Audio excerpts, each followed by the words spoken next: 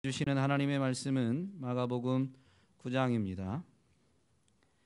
43절부터 48절까지의 말씀을 함께 읽겠습니다.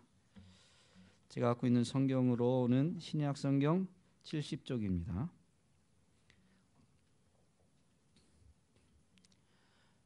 다 찾으셨으면 우리 함께 읽겠습니다. 시작. 만일 내 손이 너를 범죄하게 하거든 찍어버리라. 장애인으로 영생에 들어가는 것이 두 손을 가지고 지옥 곧 꺼지지 않는 불에 들어가는 것보다 나으니라. 만일 내 발이 너를 범죄하게 하거든 찍어버리라. 다리 저는 자로 영생에 들어가는 것이 두 발을 가지고 지옥에 던져지는 것보다 나으니라. 만일 내 눈이 너를 범죄하게 하거든 빼버리라. 한 눈으로 하나님의 나라에 들어가는 것이 두 눈을 가지고 지옥에 던져지는 것보다 나으니라. 거기에서는 구더기도 죽지 않고 불도 꺼지지 아니하느니라. 아멘. 기도하겠습니다. 참 좋으신 아버지 하나님, 진심으로 감사를 드립니다. 오늘도 어리석고 연약한 우리들을 붙들어 주셔서 주님이 구별하시고 복 주신 이날 주의 전에 달려나와 주님을 예배하며 주님만 바라보게 하시니 진심으로 감사를 드립니다. 교만하고 어리석은 우리들은 하나님의 은혜가 아니어도 삶을 살 수 있을 것처럼 속이는 세상의 거짓말에 쉽게 속아 넘어갑니다. 그러나 우리보다 우리를 더 잘 아시는 주님께서 우리의 연약함과 어리석음을 이미 아시고 우리를 포기치 않으시고 하나님이 도리어 우리를 건지시고 우리를 지키시고 보호하시는 열심으로 우리를 이끌어 주셔서 주의 날을 기억하고 주의 날을 구별할 수 있게 해주신 것 진심으로 감사를 드립니다. 오늘 우리가 주님만 바라볼 수 있도록 이 예배 시간에도 주님이 주장하여 주옵시고 주님의 은혜의 결과로 오늘 이곳에 나오게 되었지만 은혜 아니면 살아갈 수 없는 자들임을 되새기면서 예배 이후에 주님이 우리를 삶의 자리로 보내실 때 주님만 바라보는 우리들, 전적으로 주님만 의지하는 우리들 될 수 있도록 인도하여 주옵소서. 그래서 우리를 통해서 이루어지는 모든 것, 우리 인생의 지혜나 우리 인생의 힘이 아니라 모든 것이 하나님의 은혜임을 우리가 고백하고 선포하면서 모든 영광 주님께 올려드릴 수 있도록 인도하여 주옵시고 온 땅의 진정한 주인 되신 주님께서 연약하고 미련한 우리들을 통해서도 주의 영광을 나타내시며 우리를 사용하시는 주님이 홀로 영광 받으시는 일을 이루시옵소서. 시종을 주님께 의탁하오며 이 시간에 미련하고 우둔한 입술이 어눌한 종을 사용하셔서도 주님이 영광 받으실 것 또한 진심으로 감사드리며 예수님의 이름으로 기도하옵나이다. 아멘. 할렐루야. 한 주간 동안 평안하셨습니까? 옆 사람 한번 인사하시죠. 당신은 복 있는 사람입니다.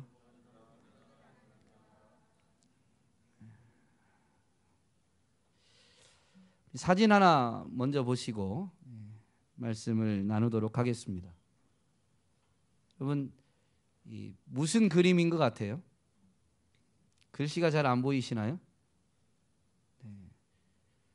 그래도 보이는 것만 가지고도 좀 이렇게 이 그림이 무슨 그림인지 유추는 충분히 되실 수 있는데 이 그림이 주는 메시지까지는 아니더라도 무슨 그림인 것 같아요?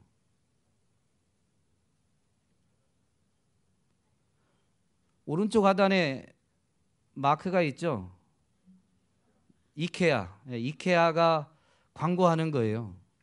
왼쪽에 있는 그림은 엄마가 자기 아이를 세면대를 사용할 수 있도록, 세면대가 성인에게 적합한 높이다 보니까 조금 작은 아이에게는 세면대 사용하기가 불편할 수 있거든요. 그래서 엄마가 세면대를 사용할 수 있도록 세면대 높이까지 아이를 이렇게 들고 있는 겁니다.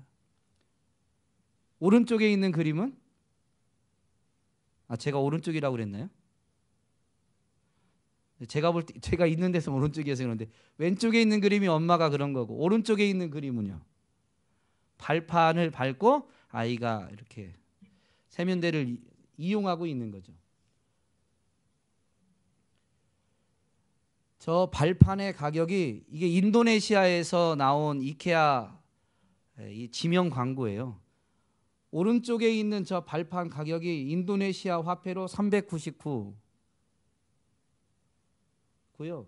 왼편은 마미하고 밑에 백페인 테라피라고 되어 있습니다. 엄마가 이 아이를 이렇게 들었다 놨다 하다가 등에 통증이 와서 치료하는 비용이 3,999 인도네시아 화폐.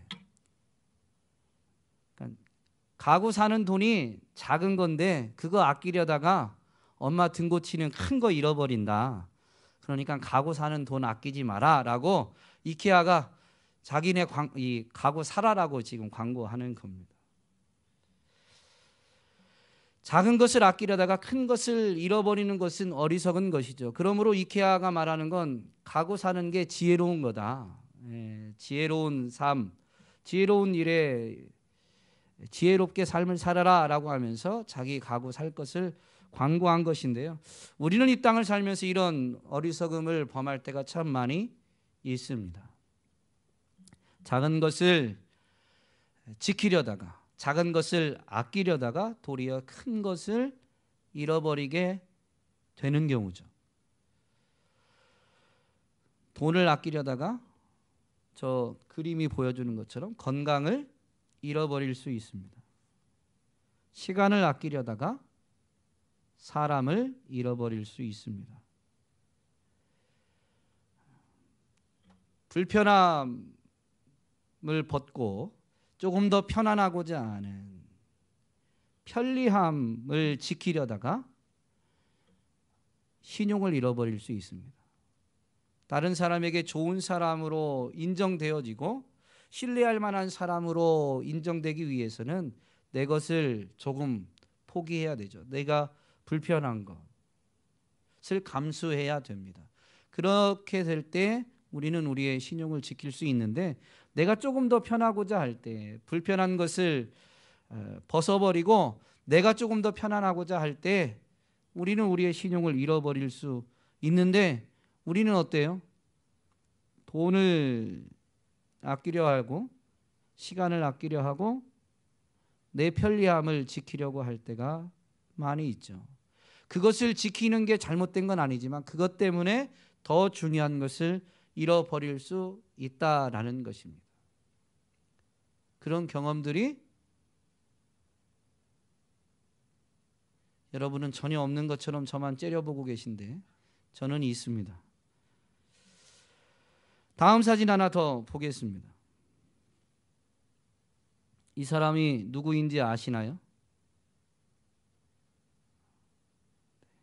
이 사람은 아론 렐스톤이라는 사람입니다. 이 아론 렐스톤은 우리나라에도 이 사람이 쓴 책이 번역되어 있는데 6일간의 깨달음이라는 책의 원저자입니다. 이 사람의 이야기는 영화로도 제작되어졌는데 영화 127시간의 주인공이 되는 실제 인물입니다. 이 사람은 27세의 나이에 미국 유타주에 위치한 블루존 캐년을 등반하다가 자기가 밟는 이 바위가 무너지면서 밑에 사람이 떨어지고 바위에 팔이 끼게 됩니다. 그러니까 절벽 사이 등반하는데 위에서 떨어진 바위 때문에 팔이 이제 그 바위와 이 절벽 사이에 끼게 됐는데 자기 힘으로는 결코 뺄 수가 없고 그 바위를 밀어버릴 수도 없는 상황에 놓이게 되었었습니다. 그래서 등반하는 때 가지고 갔던 작은 가방 안에 있는 그 산에 갈 때 갖고 다니는 그 조그만 여러 공구같이 생긴 그 칼이 있죠. 우리는 일명 맥가이버 칼이라고 하는 그 칼 하나, 그리고 500ml의 생수병 하나. 물론 실제로 보면 가방 안에 이렇게 호스가 있고 그 안에 물을 담을 수 있는 가방이긴 한데 그 가방 안에 있는 물은 이미 다 마셨고 여분으로 가지고 있었던 500ml 생수병 하나, 그리고 이 모험을 즐긴 그가 그렇게 등반하면서 이 자연을 찍으려고 한 캠코더, 그리고 우리가 등산할 때 작은 이 먹거리들 갖고 다니잖아요. 당분 열량을 좀 보충하려고. 그게 거의 전부인 상황인데, 가지고 있는 것의 전부인데 이제 고립된 거예요. 그렇게 이제 시간을 보내는데 캠코더로 도저히 벗어날 수 없어서 캠코더로 자기 가족에게 유언을 남기려고 이제 사진을 이게 촬영을 시킨 거죠. 캠코더로 가지고. 그런데 이제 극적으로 이 사람이 살아나서 이 사람의 이야기, 기록들이 알려지게 된 것입니다. 거기에서 고립되어서 5일을 버티다 보니까 이제 몸의 힘이 점점 빠져가는 것이죠. 뭐 몸부림칠 수도 없고 힘은 점점 없는데 벗어날 수 없고, 벗어날 수 있는 유일한 방법은 자기 팔을 자르는 거예요. 팔에 낀 이 팔목과 팔꿈치 중간쯤을 잘라내야 자기가 벗어날 수가 있는 것입니다. 그런데 5일이 지나면서부터는 그 맥가이버 칼로는 이 뼈를 잘라낼 수가 없는 거죠. 살도 잘 쉽게 잘라낼 수가 없는데 힘이 없어지니까 힘으로 이제 잘라낸다기보다는 거의 부러뜨려서 잘라내는 상황이니까 자기 팔을 그렇게 잘라낼 힘이 없어지는 거죠. 더 버티면 정말 그냥 죽는 건, 죽음이 불을 보듯 뻔한 거예요. 그래서 6일째 자기가 자기 팔을 잘라내서 이제 생명을 건져낸 사람입니다. 헤어날 수 없는 너무 뻔한 죽음 앞에, 그 죽음이 그냥 먼 이야기가 아니라 이미 거의 집어삼킨 상황, 죽음이 그냥 우리는 죽는다라는 걸 알고는 있지만 먼 이야기가 아니라 죽음에게 집어삼킨 상황이 되니까 팔을 그 죽음에게 집어삼키려고 하는 그 죽음에게 팔만 죽으래도 빠져나오게 된 것이죠. 여러분 한번 생각해 보세요. 팔을 한번 스스로 자른다. 저 사람의 이야기, 그리고 오늘 본문에 있는 말씀을 보면서 팔을 직접 자른다라는 게 멀쩡한 상황에 정상적인 사람은 절대로 할 수 없는 일인 것이죠. 그러나 죽음이라는 것을 직면하고 죽음에게 집어삼켜진 상황에서는 팔만 죽음에게 내어 죽으래도 생명을 건지는 것은 부득이하게 하는 게 아니라 정말로 모든 힘을 쏟아서라도 해야 될 일이었던 것이죠. 그걸 몸소 체험한 이 사람은 죽음에서 건져 나온 이후에 전 세계를 돌아다니며 강연을 하는 결단력, 실행력에 대한 그 강연을 하는 사람이 되었습니다. 팔을 버리지 않았다면 생명을 건질 수 없었을 것이죠. 정상적인 상황에서 정상적인 사람이라면 절대 할 수 없는 일인 것처럼 보였지만 죽음을 직면하면서는 정말로 올바른 선택이었습니다. 그리고 그 올바른 선택을 실행했기 때문에 생명을 얻었을 뿐만 아니라 많은 사람에게 그런 결단과 실행에 대한 것에 대해서 강연을 하는 사람이 된 것이죠. 오늘 우리가 읽은 본문은 바로 이 손을 잘라낼 것을, 발을 찍어낼 것을, 눈을 뽑아버릴 것을 말씀하시는 예수님의 말씀입니다. 우리는 이 말이, 예수님의 가르침이 별로 와닿지 않지만요, 우리는 머리로는, 그리고 쉽게 말로는 한 사람은 누구나 한 번은 죽고 죽은 다음에는 천국과 지옥이 있다라는 것을 말합니다. 천국이 어떻다, 지옥이 어떻다라고 말은 하지만 사실 인간의 언어는 천국을 온전히 묘사할 수 없습니다. 지옥을 제대로 묘사할 수가 없어요. 뿐만 아니라 그렇게 기록되어진 언어, 문자가 천국을 제대로 묘사하지도 못하고 지옥을 제대로 묘사하지도 못하는데 그것을 문자로 대하는 우리들은 천국이 어떻다 지옥이 어떻다라는 것을 안다라고 하지만 사실 알지 못하는 거죠. 예수님은 그것을 온전히 아시는 분이었습니다. 그렇기 때문에 오늘과 같은 이 권면을 주신 것이죠. 경고를 주신 것이죠. 소탐 대신.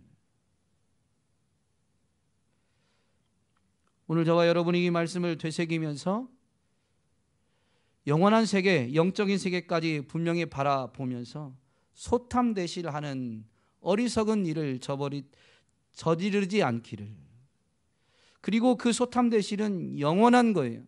그렇기 때문에 결코 저질러서는 안 되는데 진정한 지혜를 얻어서 작은 것은 잃어버린다 할지라도 큰 것만큼은, 영원한 것만큼은, 영원한 생명만큼은 결단코 잃어버리지 않는 저와 여러분이 될 수 있기를 간절히 소망합니다.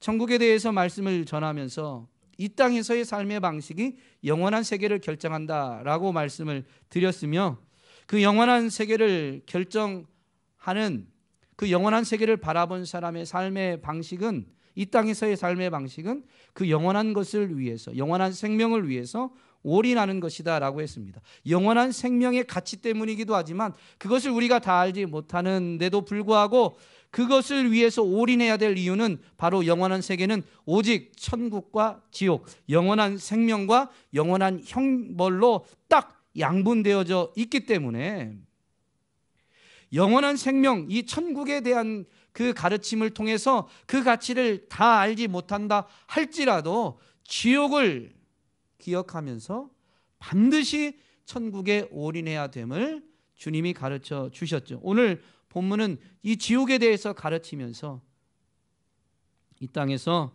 영원한 생명을 위해서 올인하는데, 그 올인하는 것은 매우 처절한 것임을 가르쳐 주고 계십니다.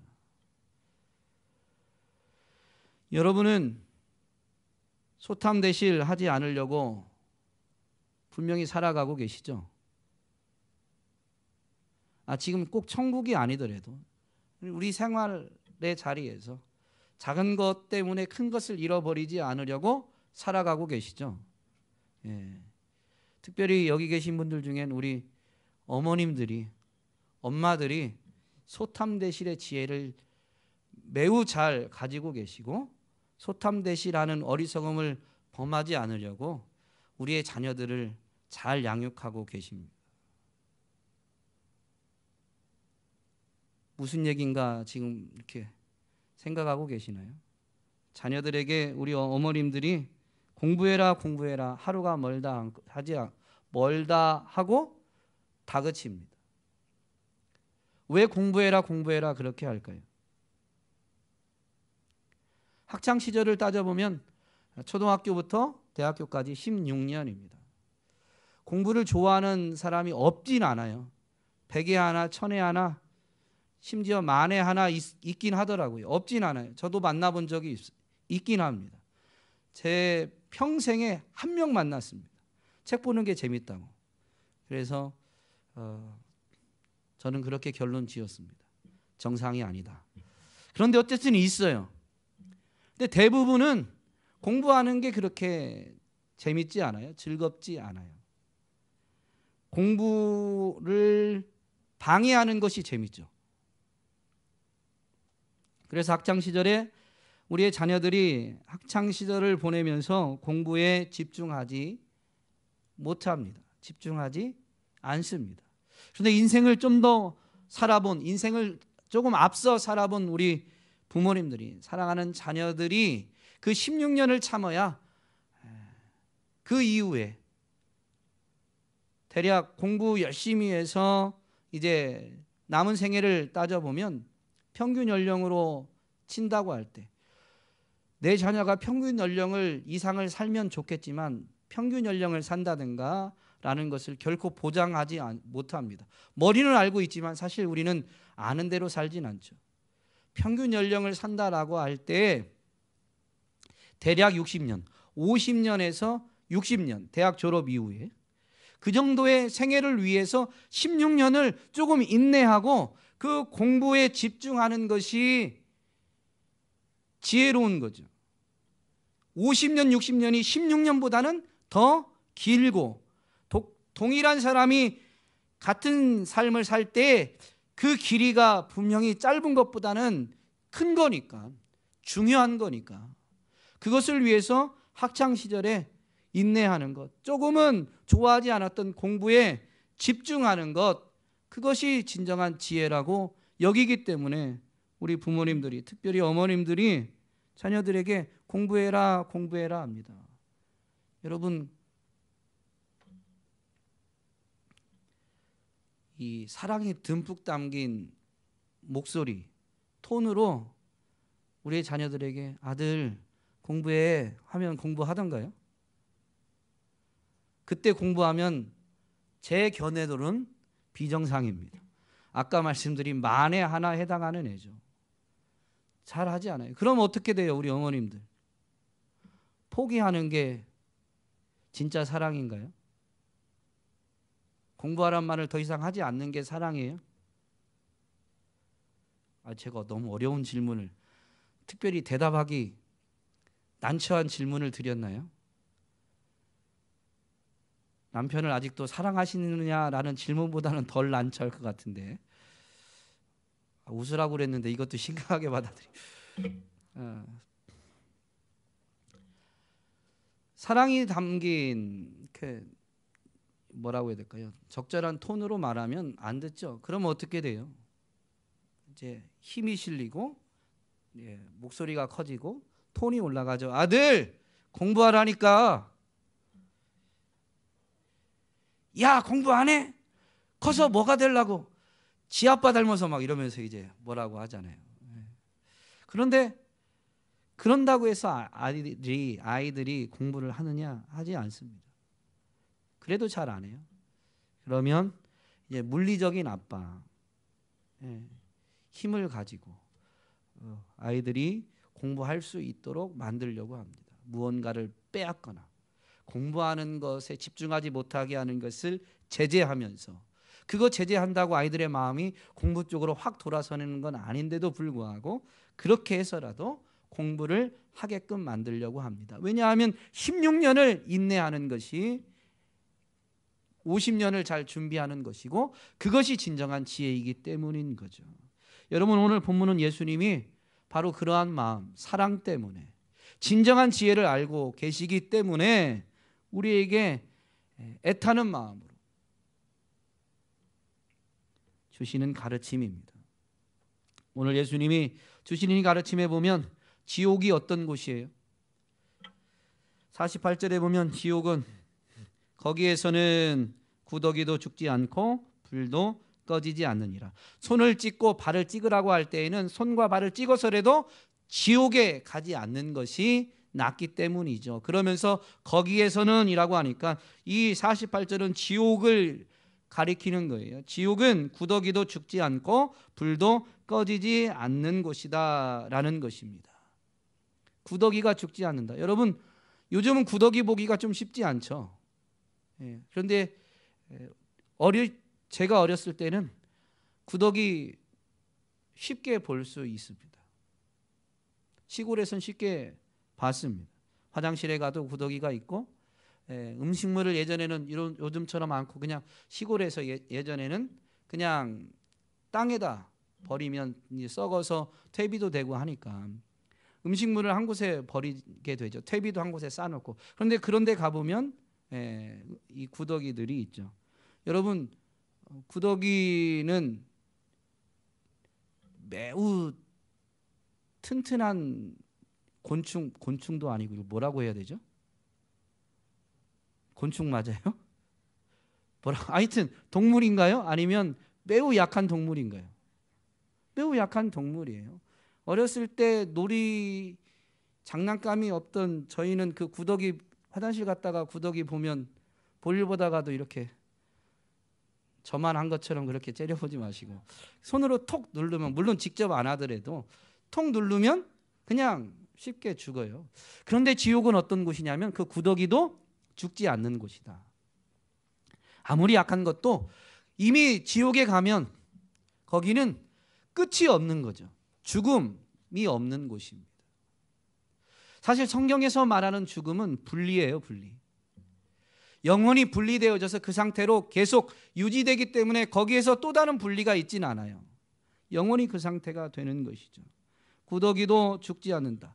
오늘날 이 타락한 인간이 자기들의 어떤 탐욕대로 살면서 그것을 정당화하기 위해서 지옥이 존재하지 않는 것처럼, 지옥은 존재한다 할지라도 영원한 형벌은 없는 것처럼 말하는 이들이 있습니다.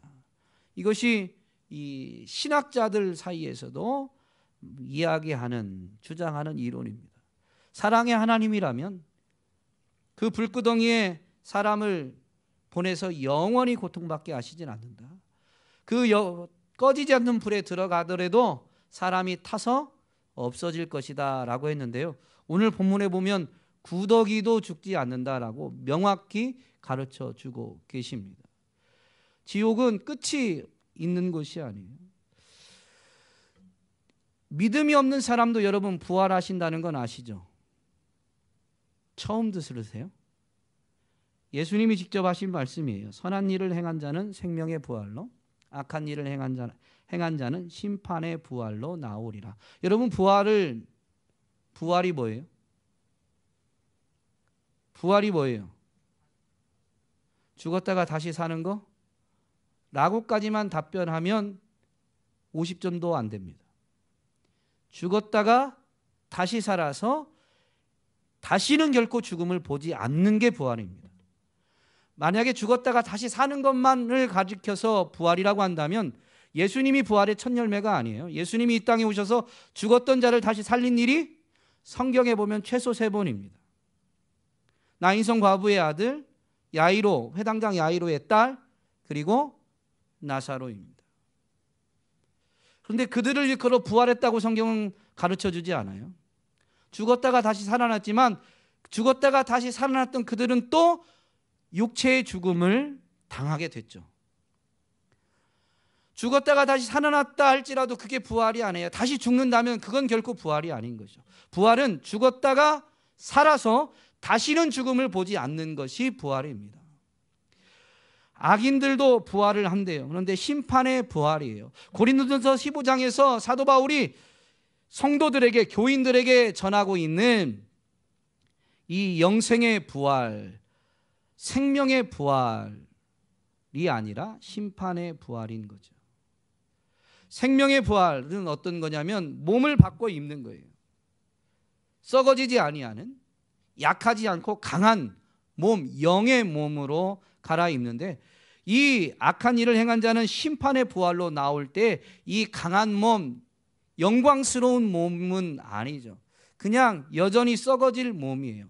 구더기는 약하다라는 것을 상징하기도 하지만 또 구더기는 어디에 생겨요? 썩는 곳에 생깁니다.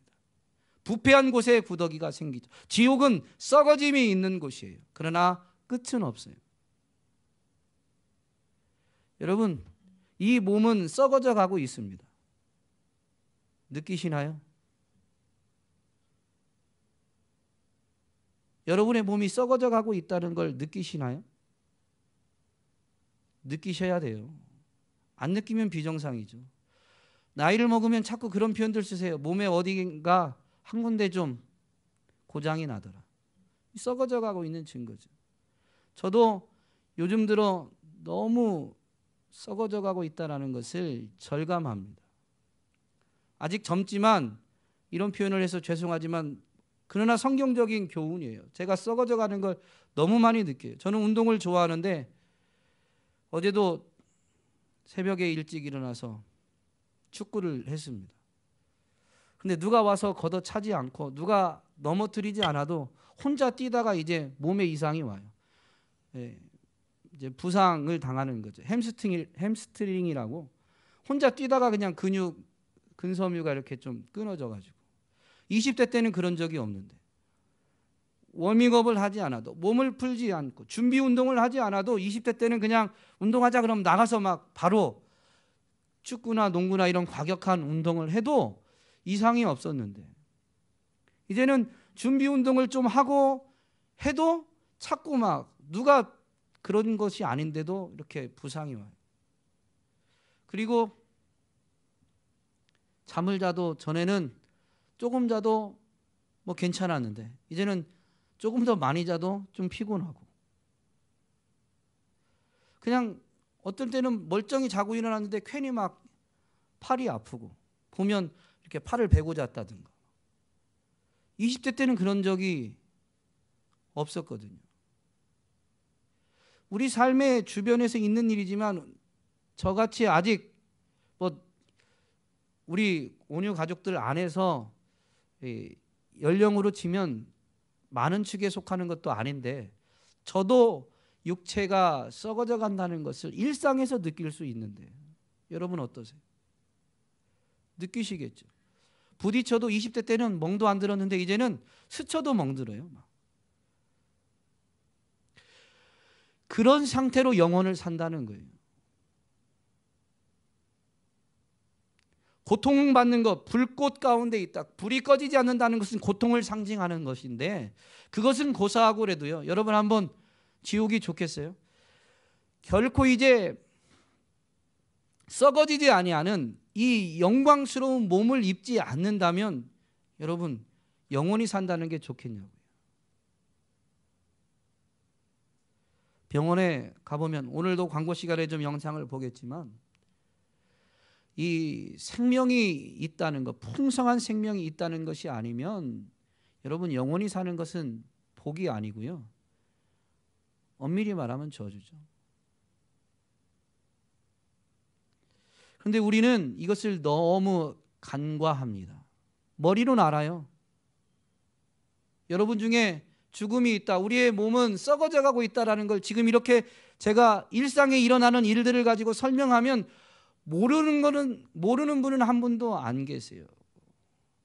그런데도 불구하고 이 썩어질 몸으로 영혼을 살게 될 것을 너무 쉽게 간과해버리는, 잊어버리고 살아가는 것이죠. 예수님은 지옥을 명확히 이렇게 가르쳐 주셨습니다. 성경에서는 이 구더기를 사람에게 비유한 때도 있습니다.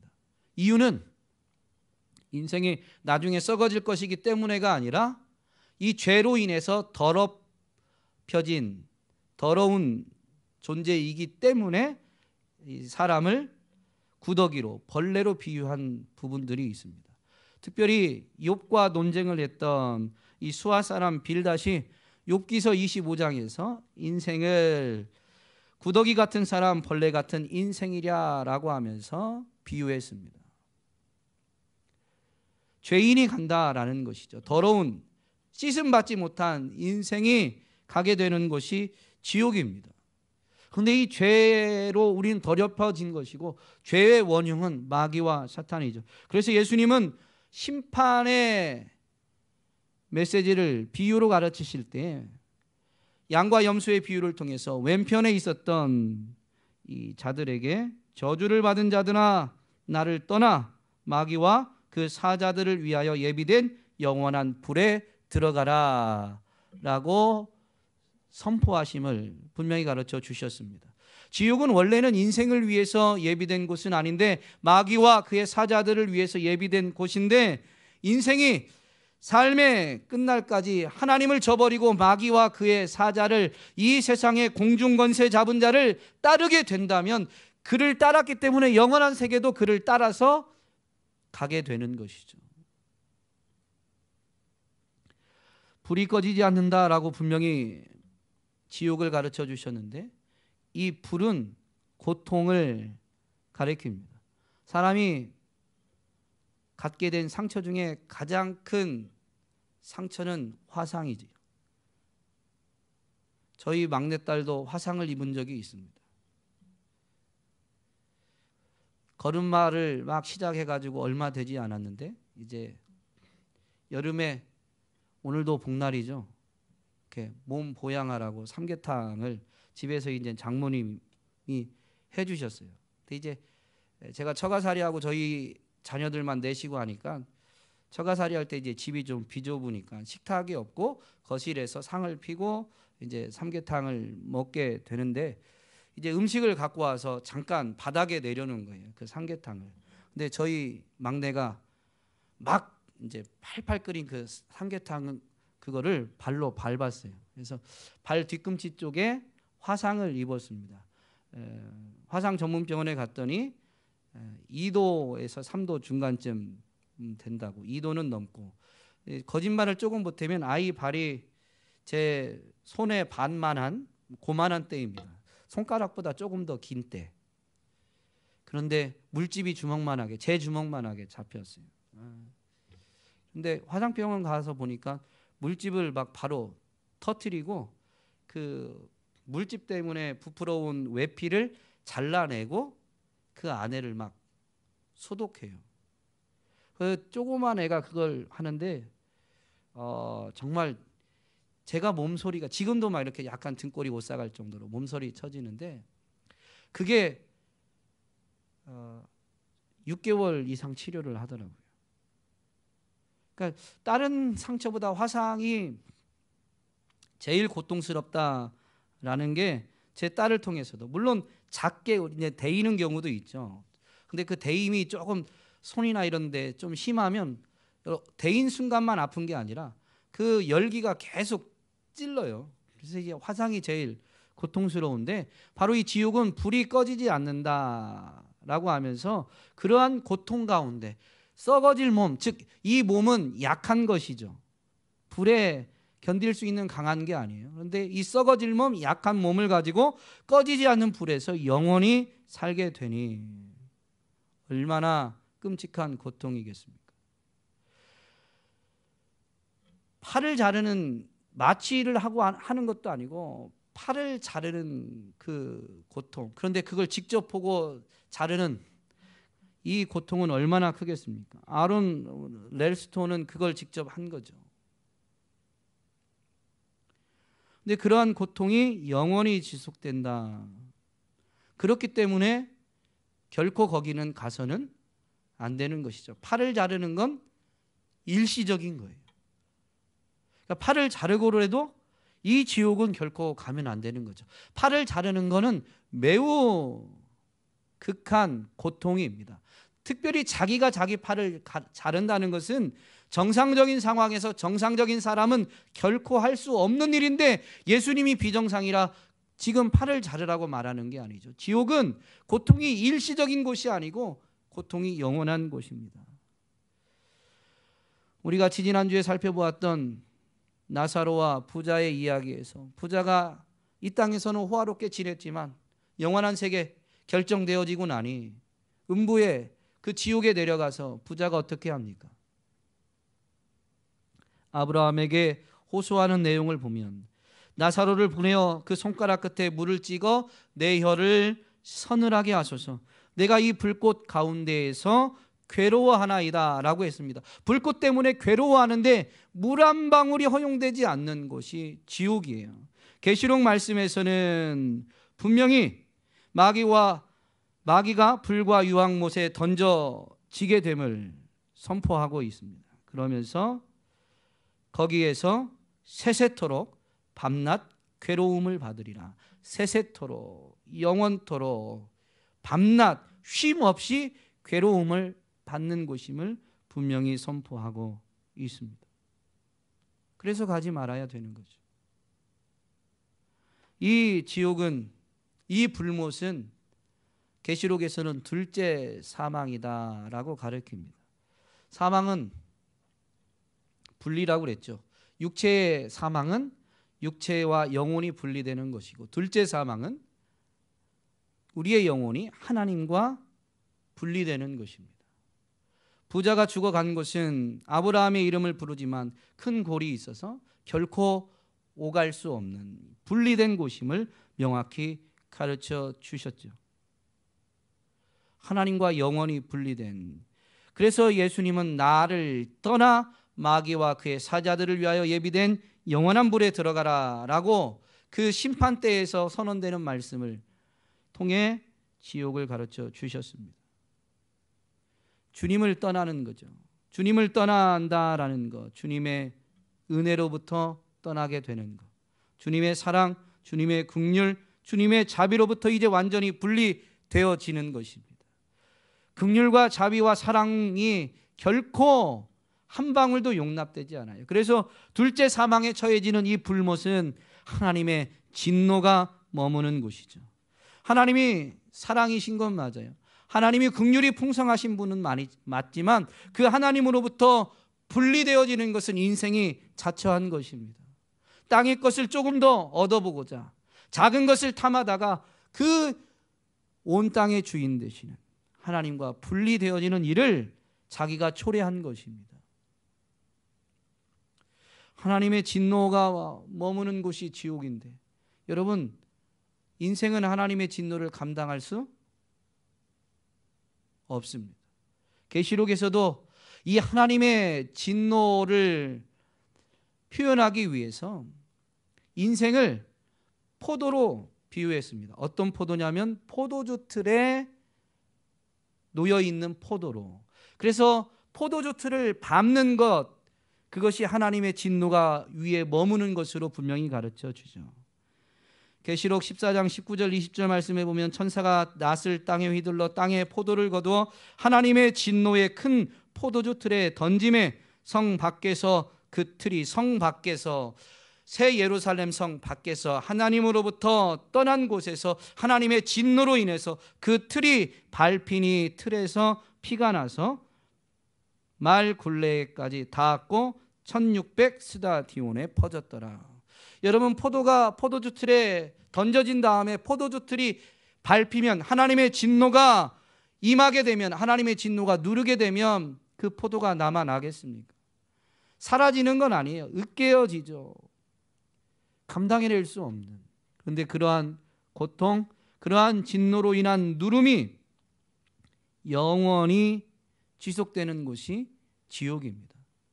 영원이란 개념이 말로는 이해할 수 있다, 설명할 수 있다, 시작도 없고 끝도 없는 것이다 라고 말은 하지만 우리의 머리는 영원을 이해 못해요.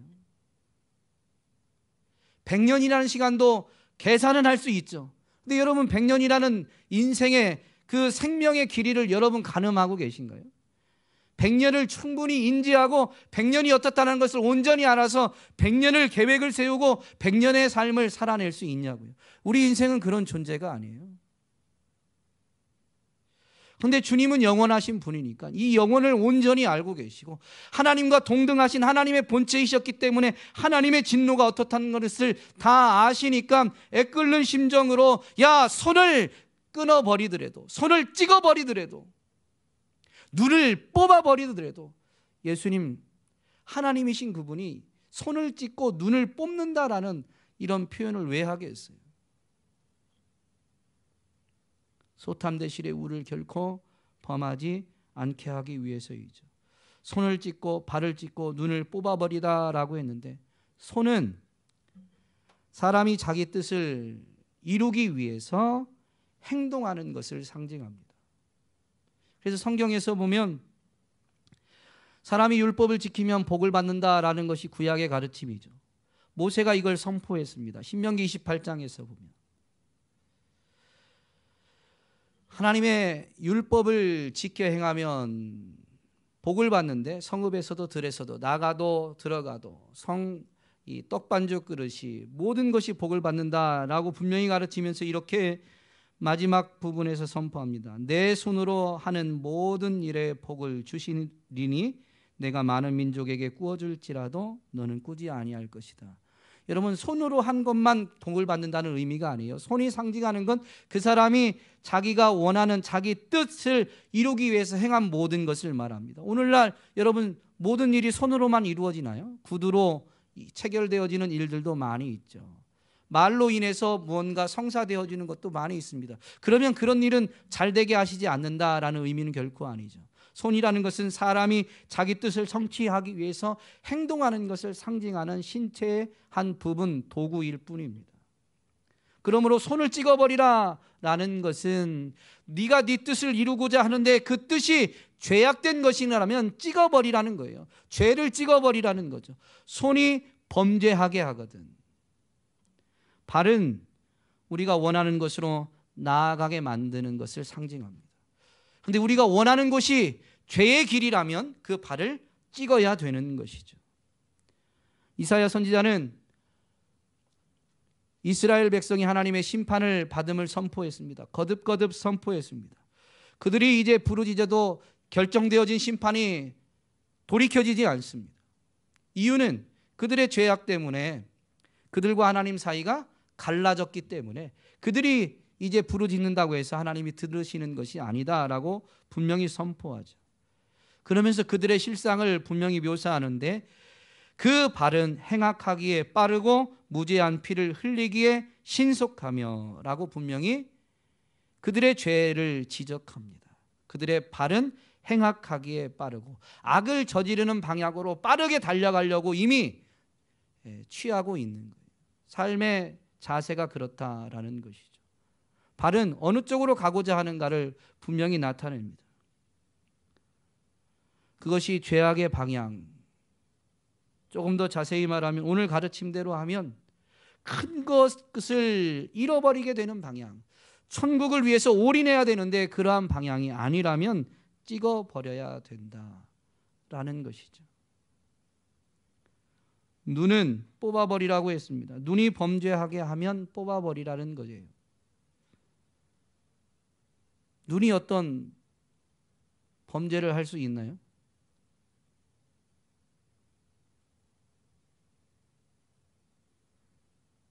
합니다. 우리 눈이 사람을 죽이기도 합니다. 눈으로 총을 쏘잖아요. 그래서 눈총이라고 그러죠. 물론 그렇게 죄를 지을 수도 있지만 사실 눈은 마음의 창이다라는 표현을 쓰죠. 사람이 더럽게 되는 것은 입으로 들어가는 것이 아니고 입에서 나오는 것이다라고 가르치신 예수님의 그 가르치심을 보면, 즉 마음에 있는 것이 입으로 나오기 때문임을 말씀해 주셨죠. 그런데 어떤 사람이 그 마음에서 입으로 좋은 것을 내고 어떤 사람은 그 마음에서 입으로 악한 것을 내느냐. 주님이 마태복음 12장 35절에서 분명히 이렇게 말씀하십니다. 선한 사람은 마음에 쌓은 그 선한 것에서 선한 것을 내고, 악한 사람은 마음에 악한 것을 쌓아서 그 마음에 악한 것이 나와서 악을 행하는 것임을 분명히 가르치십니다. 그러면 마음에 선을 쌓고 악을 쌓는 건 어떤 걸까요? 무언가를 보고 듣는 걸 말합니다. 즉 마음에 무언가를 쌓는 통로로 오늘 본문에서는 눈을 상징적으로 사용한 것이죠. 우리가 보는 것이, 우리가 듣는 것이 악한 것이라면 보지 않는 게 좋은 거죠. 그래서 뽑아버리라는 말씀을 한 거예요. 지금 당장은 마음에 쌓은 그 악이 행위로 나타날지 않을지 모르지만 이미 마음에 악한 것이 있다라는 것 자체가 주님의 복음 아래서 보면, 여자를 보고 음심을 품은 자는 이미 간음한 것이다라고 주님은 마음을 보시는 분이심을, 그 마음이 청결해야 됨을 이미 가르치셨습니다. 그런데 마음에 악한 것을 쌓는 것도 잘못된 거고, 결국에는 지금 당장은 그 마음에서 악한 것이 행동으로, 말로 이어지진 않았는지 모르지만 반드시 나오게 되어 있기 때문에 보는 것, 듣는 것을 좋은 것으로, 선한 것으로 해야 됨을 가르칩니다. 그래서 잘 생각해 보면 여자분들이 믿음 좋은 분들이 많아요. 왜 그럴까요?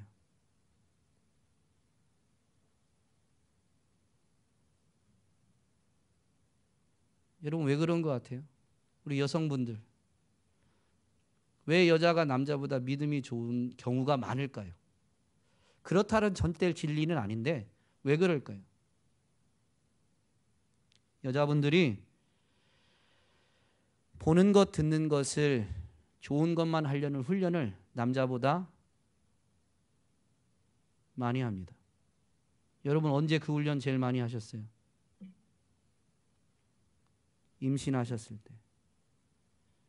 태교의 중요성을 강조하면서 좋은 것만 보고 좋은 것만 들어야지, 좋은 것만 먹어야지.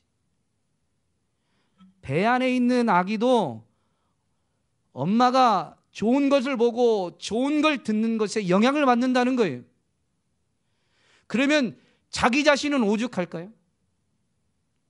주님이 그래서 눈을 뽑아버리라는 거야. 악한 것을 마음에 쌓는, 범죄하게 하면 마음이 더럽혀지는 게 죄 짓는 거니까. 근데 우리는 이런 걸 너무 간과하죠.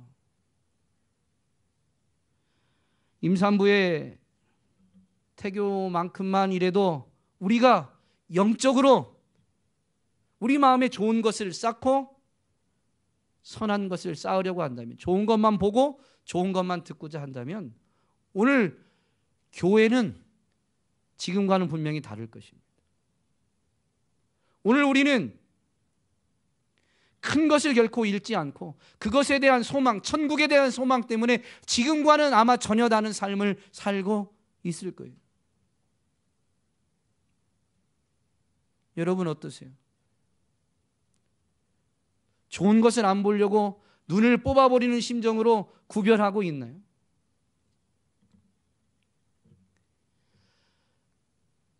죄를 짓는 곳으로는 가지도 않으려고 발을 찍는 심정으로 마음을 지키고 있나요?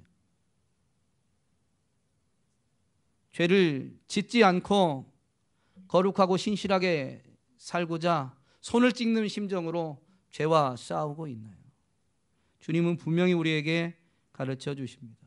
편리함 때문에 조금 더 편리하고자 정말 소중한 것을 잃어버릴 수 있는 이 소탐대실의 어리석음에 대해서, 우리는 얼마든지 소탐대실의 우를 범할 수 있는 어리석고 연약한 존재이기 때문에 애타는 심정으로 찍어 버려서라도 그렇게 하지 말아야 될 것을 우리에게 가르쳐 주십니다.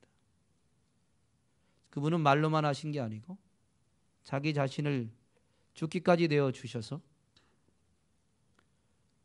우리를 사셨죠. 우리로 하여금 영원한 생명을 얻게 하셨죠. 우리로 하여금 영원한 생명을 얻게 하기 위해서 그분은 그분 자신을 포기하신 겁니다.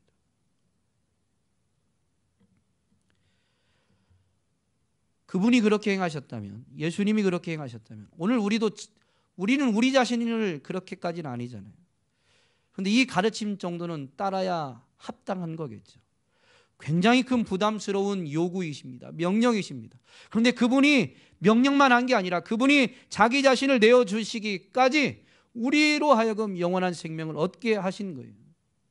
그렇기 때문에 그분을 바로 안다면, 예수 그리스도로 인해서 우리가 정말로 생명을 얻었다면 오늘 손을 찍는 심정으로, 발을 찍는 심정으로, 눈을 뽑는 심정으로 삶에서 죄를 멀리하고 우리의 마음을 지키고자 몸부림치는 것은 해야만 하는 의무가 아니라 합당한, 당연한 삶인 줄로 믿습니다.